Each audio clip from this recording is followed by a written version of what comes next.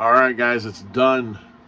Welcome to my channel, Massmonger here. The Massmonger's Lair, whatever you want to call it. I'm Tim Cecil, the Massmonger, also known as Vinny Ratlock and many other names. And welcome to my channel where we do various things like unboxings, reviews. I show stuff that I've made. We look at different things. It's mostly just masks, horror, bands, anything like that that I like to talk about. And I talk about to you. First off, thank you guys for watching. I really appreciate it. I don't think I even though I say it a lot, sometimes I feel like I don't say it enough. I would still be doing this, but I wouldn't be having as much fun doing it without you guys here watching and then sometimes even liking and even like commenting stuff. Really gets the ball rolling. As a matter of fact, a lot of times when you guys comment, sometimes you'll say things that'll make me inspired for another episode of something that maybe you said. But anywho, today, what we're doing is we're talking about this month's the monthly mask box. So, like I said, ever since last April, not this past April, but April before, I started doing a special where anybody that buys a subscription for that month gets a special mask in their box.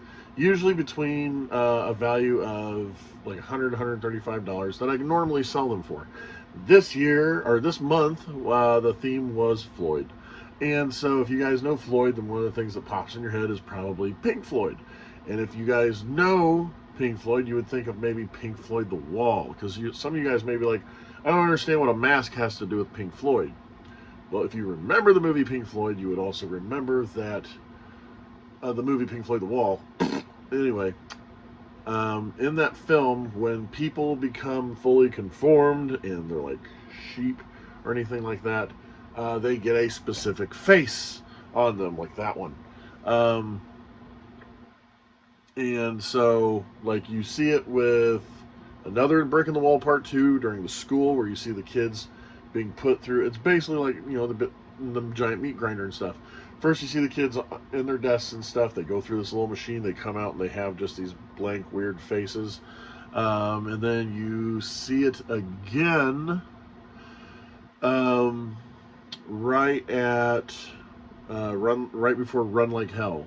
The whole crowd is together. Pink has obtained notoriety to where he wants to rule, and he uses his fame and the fortune that he had gathered through his fame to basically say, I'm going to run this place. I'm going to be in charge, and you guys do whatever I say. And everybody's like, yes, let's do it, because they're such fans of him anyway that, you know, he becomes in charge. And so during that time, everybody that's in that crowd ends up becoming basically like mindless, faceless things. And I believe it's used one more time where Pink himself, actually no, yeah, it was right before that one. Pink himself actually goes through a metamorphosis during Comfortably Numb, where you see him he's being drugged by, and you see that his face is slowly forming into the faceless, like, worm or maggot, whatever you wanted to call it. Because they have the songs like Waiting for the Worms, Left for the Maggots, stuff like that. So there's several different names that went around what they were calling those. Were they just the faces? Were they just the people? Were they the fans? Were they faceless? Were they the maggots? Were they worms? Like, what did you want to call them exactly? But something basically representing the people that just like fully conform, that don't speak out, are not individuals, like they're sheep basically. But you see him metamorphosize into it, and then they put him in the back of like a limousine, and he starts struggling and rips himself out of it. And when he does, he's gone full metamorphosis, basically into a form of just bigoted white supremacist Pink. But during all that with those faces and stuff, I absolutely love them, because it just, to me, when I was a kid, I watched the movie when I was like maybe 3 or 4 years old. So seeing that mask, seeing those people suddenly come out with those faces and stuff, to me, really freaked me out, you know. But even at that age, I kind of understood that these people are being turned into something. Even though it's a face, they're becoming faceless people, you know. And let a mosquito in here. Anyway, um, and I did some research on it because I love that mask, and it showed people that still have those masks from the movie. You saw were like shadow box and everything going for like 1,200, $2,000. I even saw one going for like $4,000 one time. And they were like legitimately from the film. I even saw one that was pressed but wasn't actually used, and it's just this flat, like flesh tone. Well, I say flesh tone, but you know, people are all these different colors and stuff. Close to, like, say, this flesh tone. And it was vacuum formed, and that's when I found out that all their masks were plastic vacuum formed masks that already had the divots in, and they used fire to burn holes into the mouth and the eyes. They would either use a torch, a lighter, some kind of source of heat that would burn those holes. And I was like completely fascinated by it. However, do not have a vacuum form machine yet. It's going to be a summer project.